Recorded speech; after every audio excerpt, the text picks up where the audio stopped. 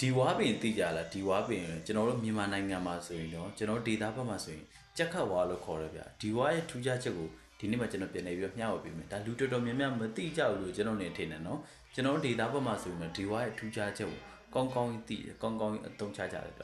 ဒါတော့ထူထူတော့မဟုတ်ပါဘူးတိတ်တော့လေရွှေထူထူမဟုတ်ဒါယုံကြည်တဲ့သူဆိုရင်တော့လောက်ကြည့်ပေါ့နော်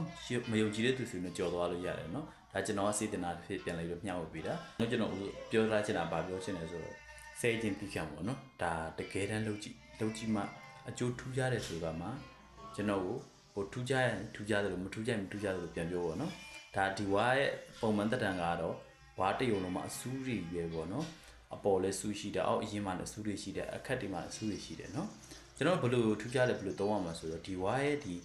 အတက်လေးပေါ့နော်အတက်လေးဒီကျွန်တော်ဒီလက်တန်းလောက်အတက်လေးယူနေရတယ်ဒီလက်ညှိုးလောက်ဖြစ်ဖြစ်လက်ကလေးလောက်ဖြစ်ဖြစ်ပေါ့နော်အရှိရဲဒီလက်တန်းလောက်ရှိလို့ရတယ်ဗျာနော်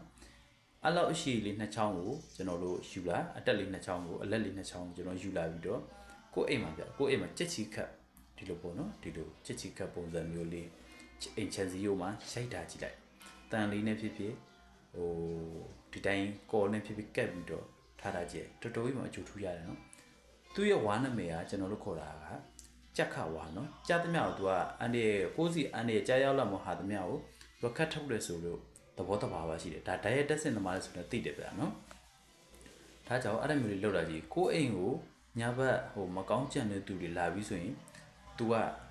ညာဘက်ဆိုဒါကျွန်တော်တို့ဂမ်ဘီယာသဘောတရားနဲ့ပြောမှဆိုရင်မိအလင်းအောင်ပြတယ်ဆိုလို့သဘောတရားမှရှိတယ်နော်ကိုအိမ်ကိုအန်ဒီကြားရောက်လို့မှဆိုရင်သူကဖယ်ရှားပြီးခတ်ထုတ်ပြီးဒါကြောင့်ကြက်ခတ်ဝါလို့ခေါ်တယ်ကျွန်တော်တို့ဒေတာဘက်မှာဆိုရင်တော့နော်အဲ့ဒါကြောင့်ဒါမျိုးလေးလောက်ကြည့်ပါညာကြီးမဟုတ်နော်ထူထူလည်းမဟုတ်နော်အဲ့ဒါကိုကြက်ချီကပ်ပုံစံမျိုးလေးကိုဝါတိတိလေးအကိုင်းတိတိလေးကြက်ချီကပ်ပုံစံမျိုးလေး